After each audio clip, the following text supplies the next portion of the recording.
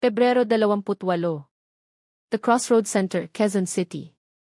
Sa harap ng libu-libong fans, dalawang pangalan ang sigaw ng madla, Lela Ford at Caprice Cayetano. Sa gabi ng grand finale ng PBB Collab 2.0 sila ang tinanghal na big winners, matapos makakuha ng 61.78% at 53.63% ng boto, at nag-uwi ng tig 1 milyon na premyo. Pero bago ang tropeo, bago ang spotlight. Sino nga ba sina Lela at Caprice sa labas ng bahay ni Kuya? Si Lela Ford, o mas kilala sa tunay niyang pangalan na Carmela Ford, ay hindi ordinaryong teenager. Siya ang bunsong anak ni Carla Estrada at kapatid ng aktor na si Daniel Padilla. Lumaki siya sa isang pamilya ng mga kilalang personalidad.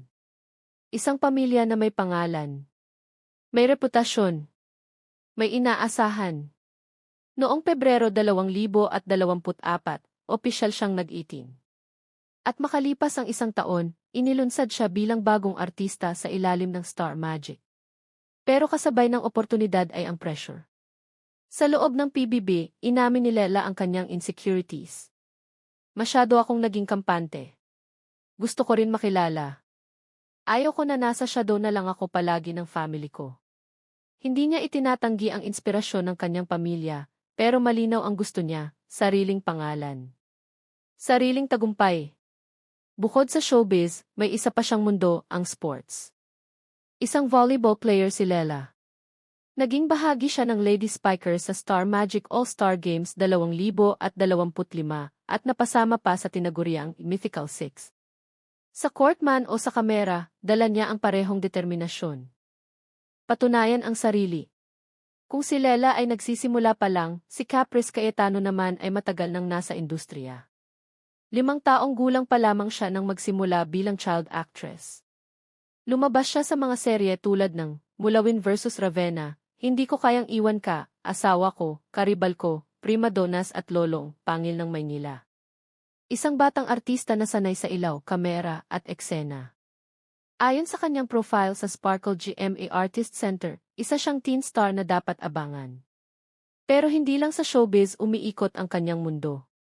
Anak siya ng Filipino chef na si George Mendez, ang executive chef at creative director ng CIBO, ang restaurant chain na itinatag ng yumaong chef na si Margarita Force. Ibig sabihin, lumaki rin siya sa mundong puno ng sining, sining sa pagluluto at sining sa pag-arte. Sa labas ng trabaho, mahilig siyang mag-travel, Singapore, Hong Kong, Japan, New York. Pero sa kabila ng lahat ng exposure at experience, nananatili siyang grounded. At sa loob ng bahay ni Kuya, nakita ng publiko ang mas totoong Caprice, emosyonal, tapat, at marunong magpasalamat. Noong tinanong siya sa grand finale kung ano ang mensahe niya sa fans, hindi niya napigilang maiyak. Maraming salamat po sa suporta at tiwala niyo sa amin. Always look at the bright side. I love you all. Magkaibang background. Magkaibang journey. Pero sa loob ng bahay ni Kuya, nagtagpo ang dalawang determinasyon. Si Lela, naghahanap ng sariling identidad. Si Caprice, pinapakita ang lalim ng kanyang talento. Hindi sila perpekto. May away. May luha. May pagdududa. Pero may growth. May maturity. At may puso. Kaya naman nang ipahayag ang resulta ng boto, malinaw ang desisyon ng publiko. Sila ang pinili. Tig 1 milyon. Isang titulo. At milyon-milyong taong naniwala. Pumangalawa sina Het Jornales at Crystal Mages, na nag-uwi ng tig 500,000 pesos, patunay na lahat ng housemates ay may kanya-kanyang tagumpay. Pero para kina Lela at Caprice, ang pinakamalaking panalo ay hindi lang ang premyo. Ito ay ang pagkakataong makilala sila bilang sila. Hindi lang anak ng sikat. Hindi lang child star. Kundi bilang mga kabataang may pangarap at mailakas ng loob na tuparin ito. Sa mundo ng showbiz na puno ng kompetisyon, intriga, at pressure, may dalawang batang babae na piniling maging totoo sa sarili. At minsan, iyon lang ang kailangan para manalo. Ito ang kwento ni Lela Ford at Caprice Cayetano, ang bagong mukha ng tagumpay.